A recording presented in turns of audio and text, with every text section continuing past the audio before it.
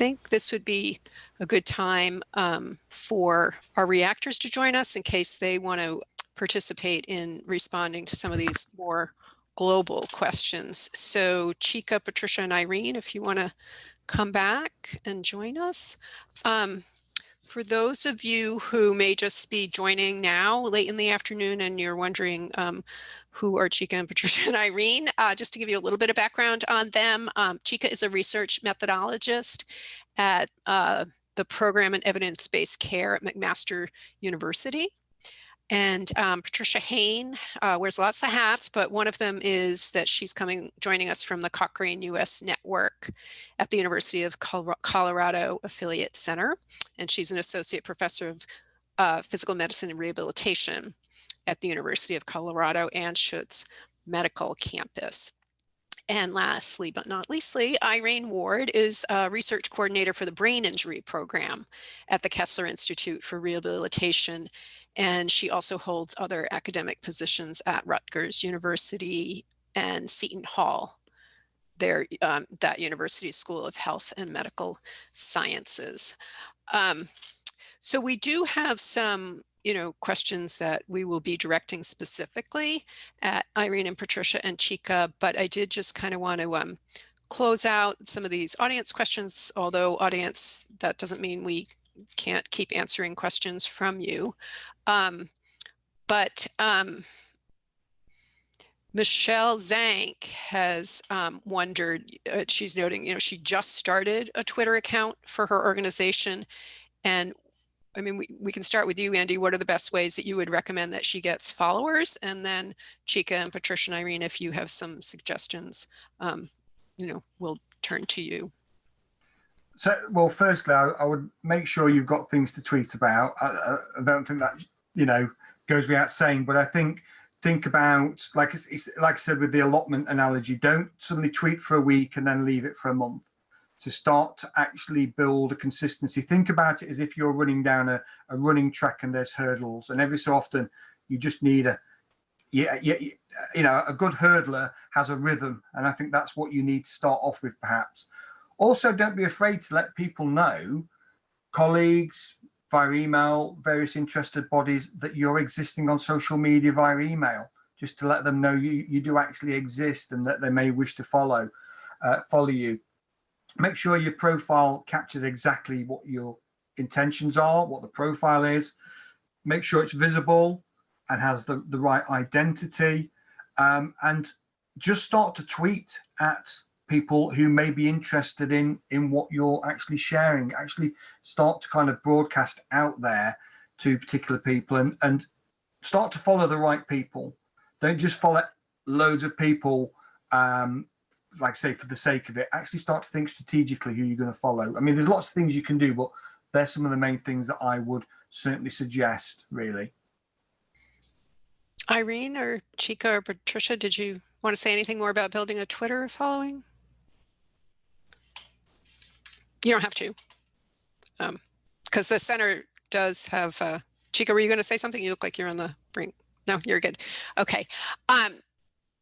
We did, I don't know if you remember, if you were here for the break slide, and Ariana, don't worry about going back to it, but we are going to have a rebroadcast a webinar on November 11th and 18th. It's a two-part series on that.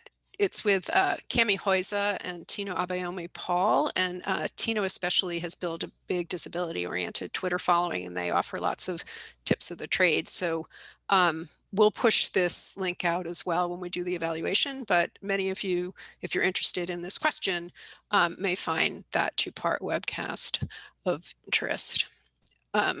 Joanne is just, as you can tell, I'm like, what is the name of it? It's how to use social media to enhance research impact, step-by-step strategy to grow your social media following. So it's just a little plug for an upcoming event there. Yeah, Joanne's just put it in there. Yep. So other kind of broader questions that came up from Joshua Tulk.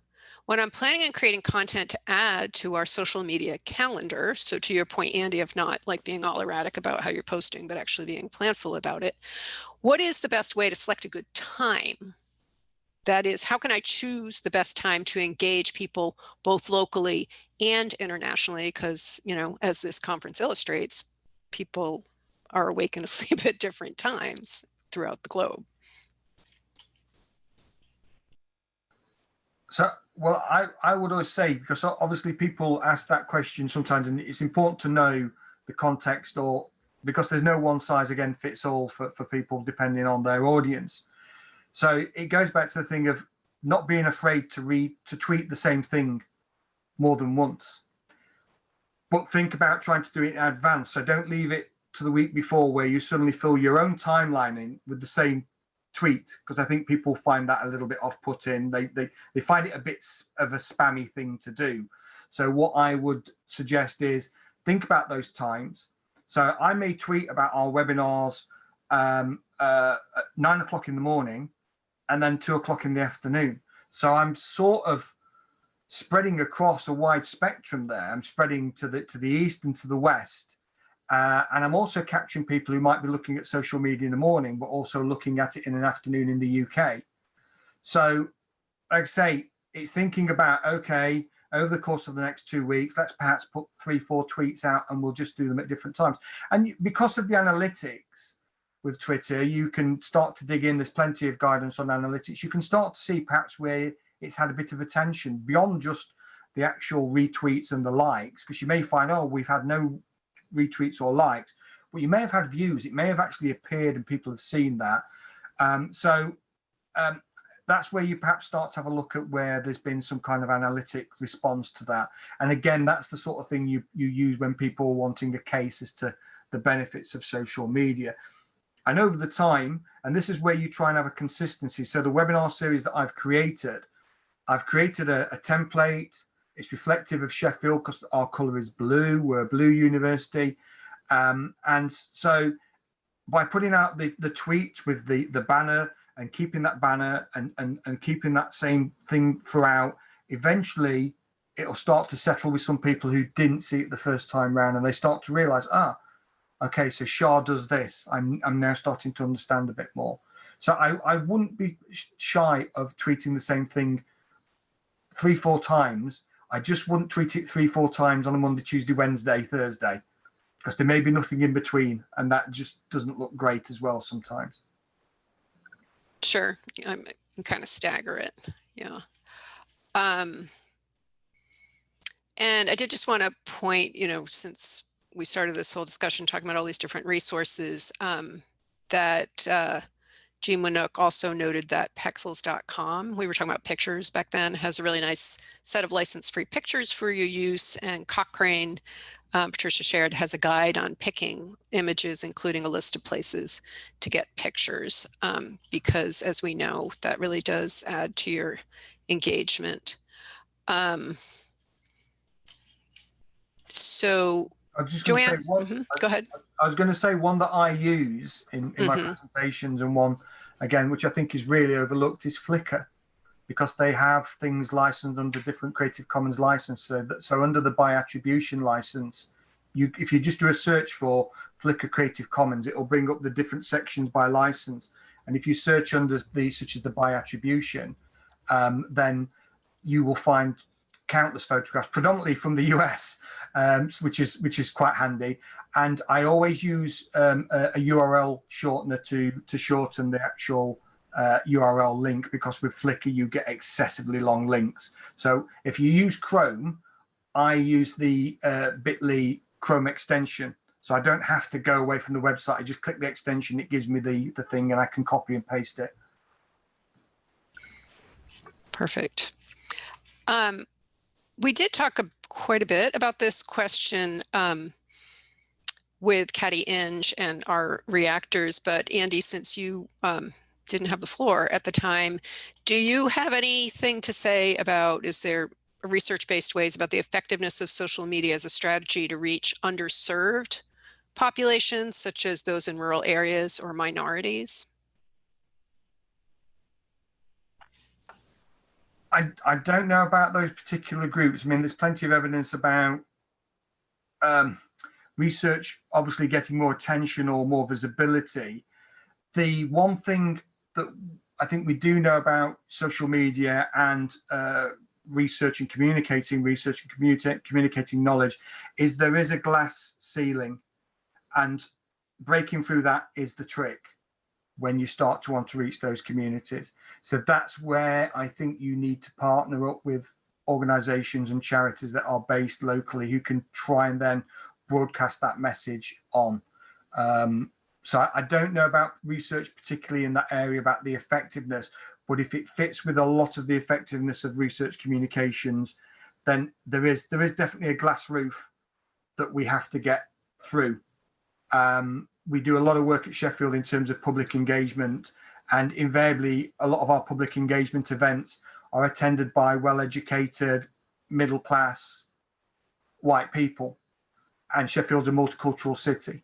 So we you know, it's how do we get beyond that, and that's a tough question to ask, and I think that's where you have to identify the actual participants in the community who can then start to broadcast that message for you. Sure. And Patricia has something to add to that. Thank you, Patricia.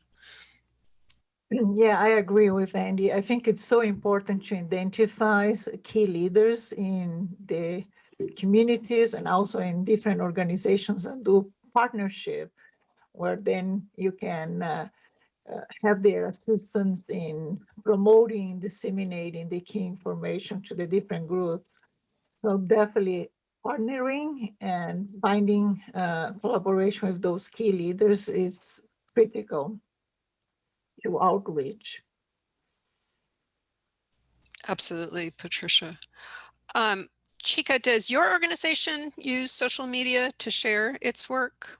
I mean, you've heard about a lot of tools. Are there any of these that you would want to adopt to share your work? Oh, yes, my organization uses some social media to disseminate knowledge and the work.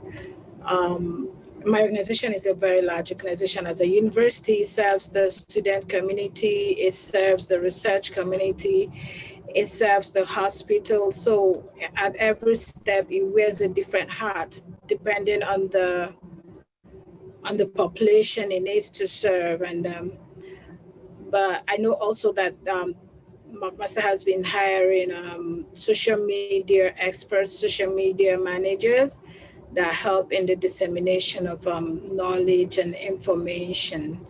But when it comes to our guideline development from the program in evidence-based care, dissemination strategies strictly depends on the topic of the guideline. At the planning stage of the guideline development, the guideline development project, the target users are defined and the strategies to reach the users are also talked about at that planning stage. So, for instance, most of our projects, the target users are the clinicians and the healthcare workers that will be that treat cancer patients. So that's our reach. And like most of these people are not always on Facebook. So using Facebook to disseminate our guidelines will not be the right way to go.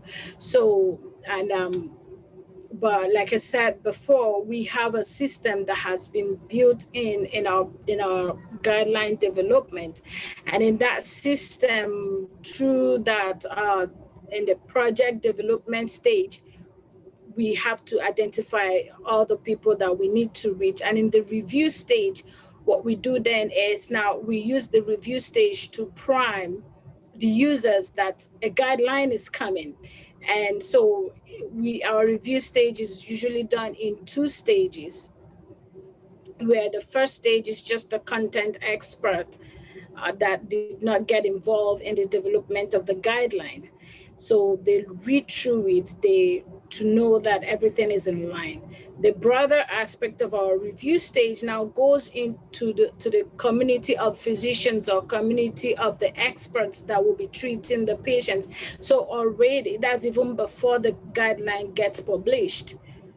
So that's our way of disseminate the dissemination when it comes to our guideline development. But McMaster as an organization, oh my goodness, we use social media heavily in everything that we do. So that's pretty much about it. So did you hear anything today that was new or surprising or that you might mull over and want to adopt in the work at McMaster? oh yes, one of the things that struck me as Andy was presenting is the huge resources that are out there. And when it comes to dissemination through social media or through any of these platforms, one of the things I was thinking about is, you know what, the dissemination also depends on the reach. As individuals, if you don't have this, if you don't know how to use it, no matter how much the organization disseminates through social media, it wouldn't reach you unless you know how to use this, unless you know if you have a Twitter account and have a Facebook account and have all that. So I believe that with all this platform and all these tools, dissemination will be made a lot easier when a lot of people begin to use these platforms and know how to use it, maybe even register for them. In my work, I've seen a lot that I use, especially in the presentations. I see a lot of that. In my role, I have meetings with the expert panels, and I can see how a lot of this platform will work for me in the presentations that I have to do, especially in the advent of everything going virtual now. These are very strong skills to have, and knowing how to use each of them as much as possible will be an added strength in my work. Well, that's great. I'm glad. We look forward to seeing that. We'll have to follow you. So I'm thinking too, Andy, you're talking about, and again, I think it's just a general trend that there's a trend towards images. You were talking about the importance of short videos, chunking things out, so that's all great as far as, thinking about how people, even highly educated people, read much less now and have shorter attention spans. But I'm just thinking of, Patricia Hain, right? You're deputy director of the Cochrane US Network. So you have really complex messages that need to be disseminated. So do you have any apprehension about using social media to share the complex kind of information that one would see or read about in a systematic review, in a Cochrane systematic review? Well, this is a kind of a perennial problem for people in academia, that they're worried about dumbing down their work, making it look less academic, for want of a better term. And I think that invariably we want to communicate what we're doing a lot more these days because of the societal impact it can have. Now, we know not everybody wants to know about our research, but we know that there's people who should know about it and perhaps don't. And a great way to do that is to break it down into lay summaries. Whether it's something like a complex systematic review or a large clinical trial or anything like that, the way that I approach it and the way that I speak to people is treat it how a journalist would come about that piece of work. And it's to look at the 5 W's.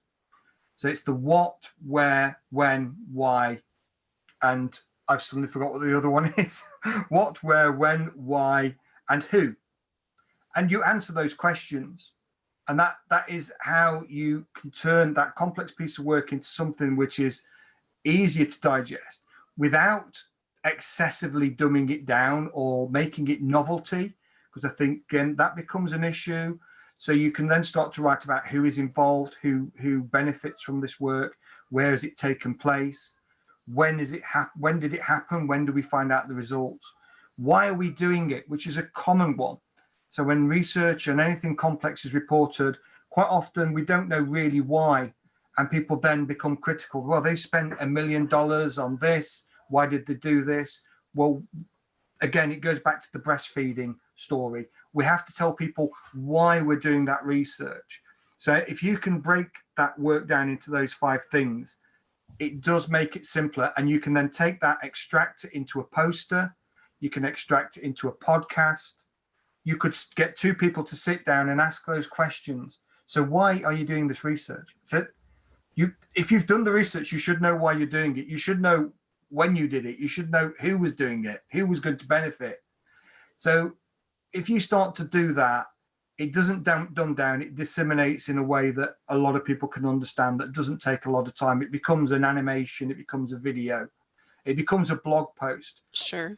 If you've written a very large, report that could be, 30, 40,000 words, or a journal paper, 5,000 words, being able to dissect that into maybe 600 to 800 words under those headings becomes doable. And I think it gives confidence to those people involved in that work, because that's the thing. The more you do it, I'm more used to writing as a journalist than I am as an academic. I write academic papers. I never like it. But if you ask me to write, I wrote a blog post for the London School of Economics for their blog next week. They have a very big blog called The Impact of Social Sciences. I wrote a 1,300 word blog post for them in about 90 minutes because I was comfortable with the way I was writing, and it was a topic that I knew about. Everybody here knows what they're doing. They just need the confidence to flip the writing into that way. And the 5 W's is a great way to do that. Sure, that's great insight. So, Patricia, you're deputy director over at Cochrane, where you've got whole teams of people who are going to be very vested in the findings of a pretty complex systematic review. So, did you see any strategies in this presentation to help alleviate concerns about that, or are there not concerns? What do you think about all this? No, definitely.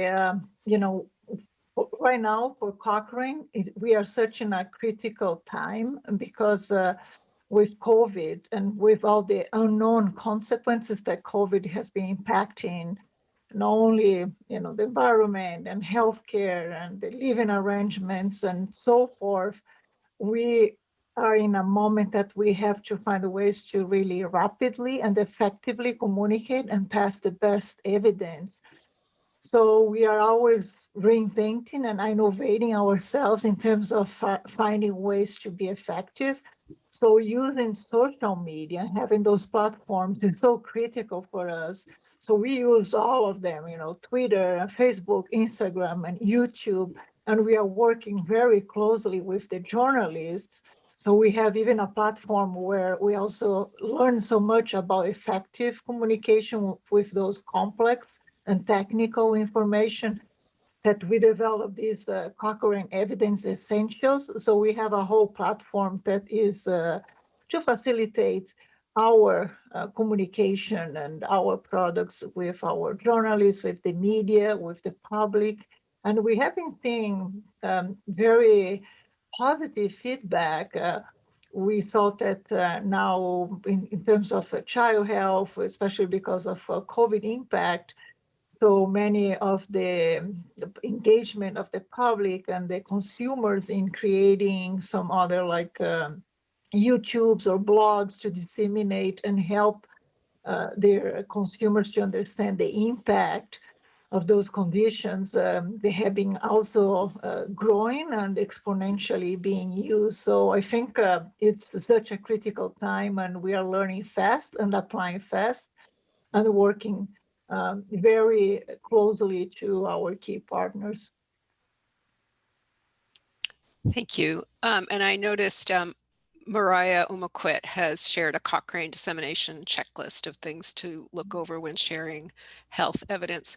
So Patricia, you mentioned consumers, and Irene, she is a research coordinator and working with consumers who have traumatic brain injury, so have particular needs when it comes to information receipt. So Irene, I'm just wondering, Andy has also spoken about writing lay summaries of research to clarify messages and making sure people actually understand what you're trying to say. What has been your experience in writing plain language about technical content, scientific knowledge?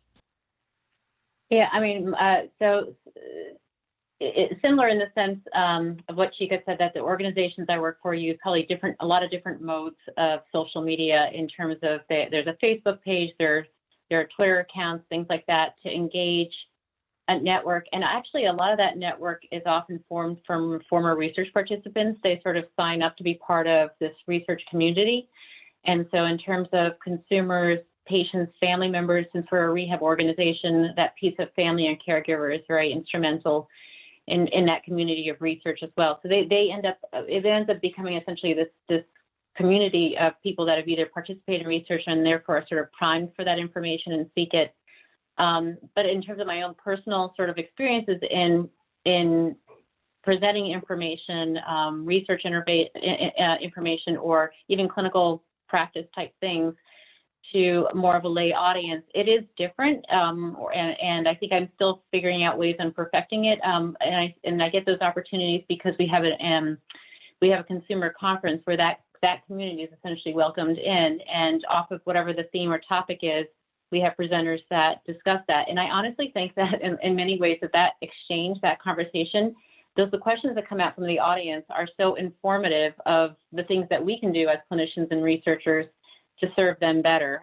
So the format there is just a regular live conference, but what we've also seen as a result of COVID is that we've had to kind of accelerate our knowledge and use of media, like other formats like Zoom conferences and webinars and things like that, where, you know, we were more accustomed to having a PowerPoint presentation and going through the slides, and now things are recorded. And so I'm really interested in these 80-second, very well-scripted talks that Andy mentioned that are videoed and recorded, and trying to figure out how to share these messages without skipping over the methodology, which I think sometimes gives like the weight and the validity behind why a message was given or why an outcome happened the way it did. But so in other words, I think we've found ways. We have a newsletter that goes out to that participant, research community too, and we've had to change format based off of a consumer group that came up, and when we asked them, they essentially were asked, what would you like to see? Would you like it? And their feedback was make it shorter, make it more concise, make it maybe a little bit more visual. So those are some of the feedback we got from a focus group. So just as a follow-up there, you just mentioned doing a focus group, which I assume was for the purposes of evaluation. I don't know if you know Cindy Kai. She's a colleague of ours from AIR and directs NIDLR's knowledge translation, the Model Systems Knowledge Translation Center. So she works with groups of researchers who, among other conditions, support consumers with traumatic brain injury. So anyway, she's wondering, about measuring efficacy. So is that the purpose of that focus group, or? It was mainly to inform just changes that we were going to do. So we didn't measure, but it's interesting that when that question was posed, like, how do you know if your research has hit the mark, basically, or how do you know that you're and I think of that in terms of clinical practice guidelines. There's so much effort and so much hope in a clinical practice guideline to focus treatment, to maybe reduce unwarranted services, but how do you know you hit that mark? So in terms of that focus group, for that particular reason, it wasn't to measure effectiveness, but maybe something like that could be helpful in measuring effectiveness for sharing research out to that group. But it wasn't for that purpose, no. Okay.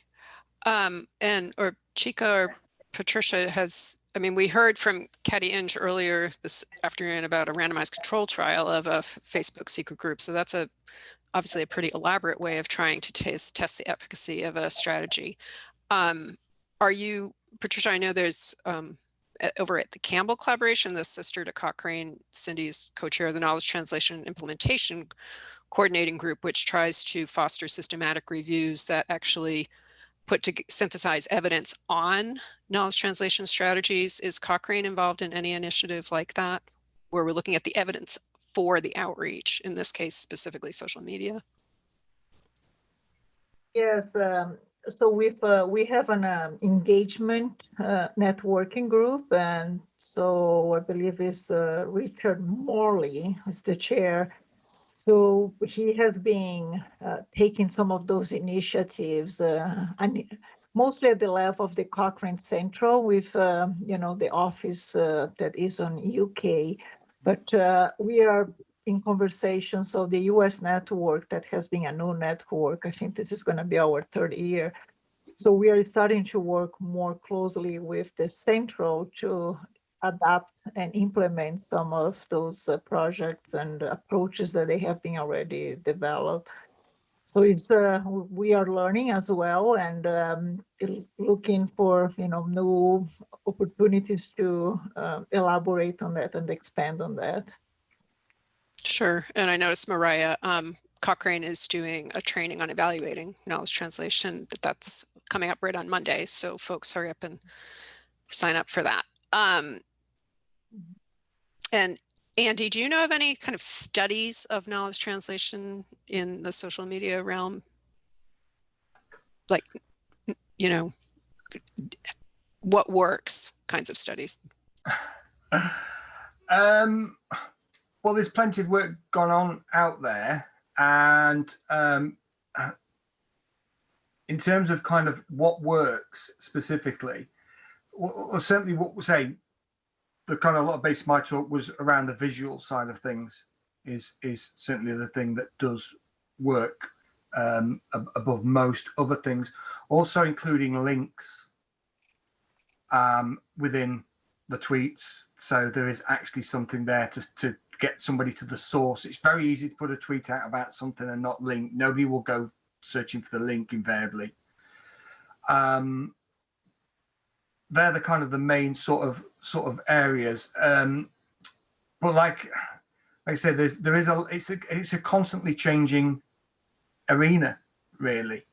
A lot of what I say now, I might disagree with in 5 years' time. Because there's things I was saying 5 years ago. I was a massive advocate of RSS. I thought RSS would innovate research, and it in effect, social media is RSS, but it is a forever changing environment. One area that I think we need to know more about is kind of reputation management, how we deal with that, and the issues around kind of trolls, etc., and bad reputation. We know that people can, and the research out there will show that. We know that people can share fake news and it has no detriment to them. We know that on a grand scale. But we also know that that's not the case for everybody. So there's cases where where we can do things that are career damaging. So it's again trying to think about those kind of issues. I mean, it's a complete goldmine for social scientists, social media. Absolutely. Yeah. It's got a tremendous amount of ethical issues because the data is public, but everybody is concerned about the privacy. So there's a whole issue around how we look at tweets, how we analyze tweets. In the medical profession, is it right for doctors to look at patients' social media? So there's a whole ethical kind of issue around there. But really, some of the evidence that we do know is visual, having links in there are ways that it's going to get you noticed more than anything. One of the counter arguments is, as everyone gets on social media, so to speak, and I gave a talk a few years ago where I came along and we had to do like a debate and an argument about social media for research, dissemination, for knowledge exchange. And I said, there's no paradigm shift. Social media has been a huge shift in how we do things, but within knowledge and research, it hasn't, because still the majority of people in this area are not using it, or they're not using it effectively. But one of the counter arguments is okay, everybody starts to use social media, everybody starts to make videos, everyone here goes away, starts making animations. And it's akin to what we would say, it's like pyramid building, that one person builds a pyramid, so the next person builds one a slightly bit bigger, and everyone just ends up with really big pyramids, and there's no difference. What I say is that the sooner you get in to using it as part of your program, your project, your organization, the sooner you'll start to master what you know. And that's the thing that will give you the kind of the edge. It's those who are using it properly, who are creating, I hate to use the word brand. I don't like the word brand, but invariably that's what we're often trying to do. We're building a brand about our expertise, around our knowledge, around our organization. But the sooner you kind of get involved and start to invest time in, the easier it is to kind of build that pyramid that will be bigger than everybody else's. But I don't like that game. It's, you know, that idea. But I understand that as an argument as well.